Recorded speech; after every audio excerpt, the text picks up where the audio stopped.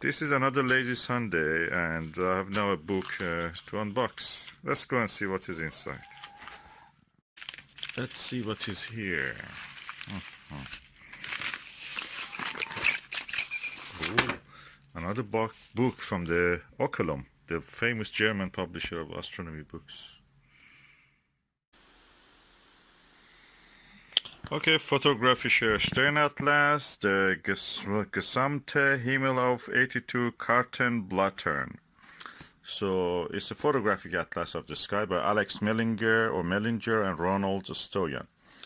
I got this book after the need I felt for something that can show me how the objects and the stars look in the actual reality of the sky from the telescope or from a camera. So about this the sky is divided by two hemispheres.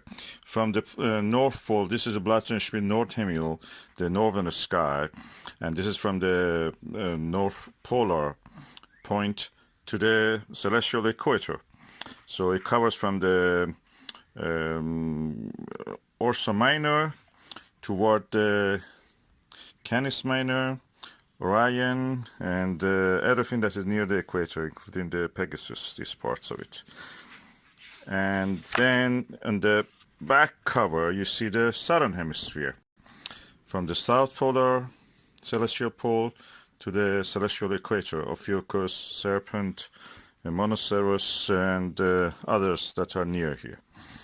The book is quite large, I can tell you that.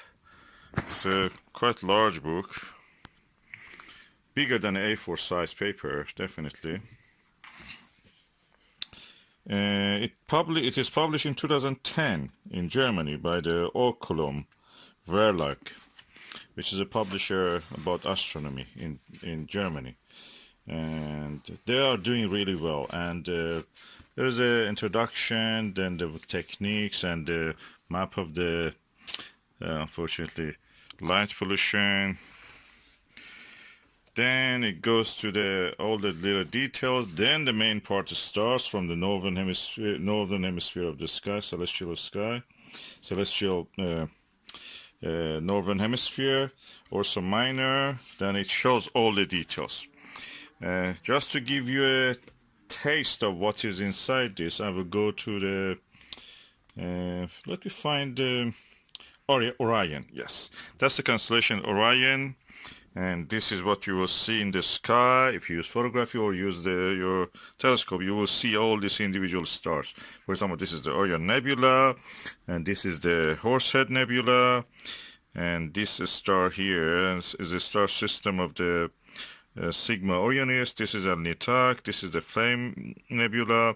And what is interesting here, you may not have seen it in others, is that, for example, the two stars of the...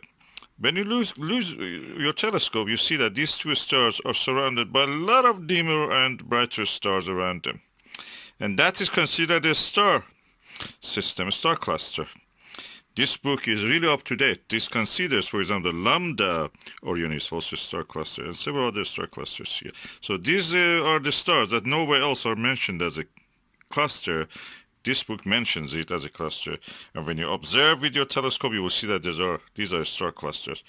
And they're as bright, as impressive as the plates. So, and when you go back one page, you will see that there is, for example, here Eridanus, Taurus, Cetus, Alpha Cetus, and is a Mira star here, Omicron Cetus here, Omicron Cetus. In this map here, I don't think you see Omicron Cetus here, Mira. But anyway, you have to look for it. By the book and see. And if you go this page, you will see the Monoceros and the beautiful Rosetta Nebula and the star cluster, which is at the center with two star clusters close together here, another one here, and that's what you will see in the sky. So nebulosity of it probably you will not see under normal conditions, especially if you're living in the under light polluted skies. But you will see this star cluster. That's a good information. You see another star cluster here, and you know that what is this here. NGC 2306. So all in all, this is a lovely reference work. And this goes on and on and on and on, and it ends in the page.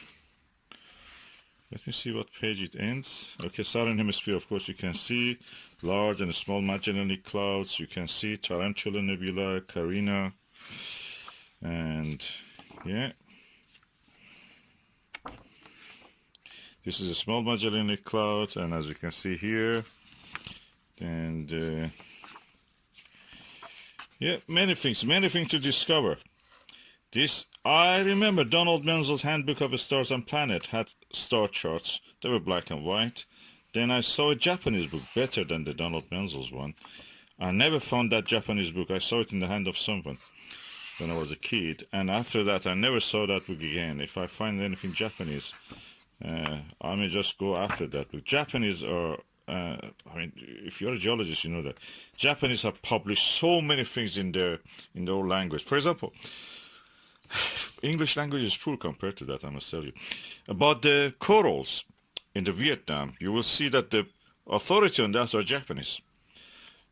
Coral reefs, of course, you know that corals are the source of the source rock for many of the oil fields are corals. And they have done vast studies, paper after paper about the coral reefs and, of course, the thin sections of them. So this is what you will see. Okay, here German is a similar language and French. English language, it seems publishers are greedy. They don't really go after giving the value to people in a way. It's unfortunate. But anyway, that was a small Magellanic Cloud again here, beautiful. And the book's end comes at page 176. So practically you have around more than 80 pages of photographs after photographs and chart after chart, accurate, to the point, new, valuable. So this is the book that I recommend everybody buys if you want to know. Not knowing German doesn't stop you using it, because the stars doesn't have any name on them. It just number usually, and deep sky objects. The names are not that important. The object itself, what you see, is important.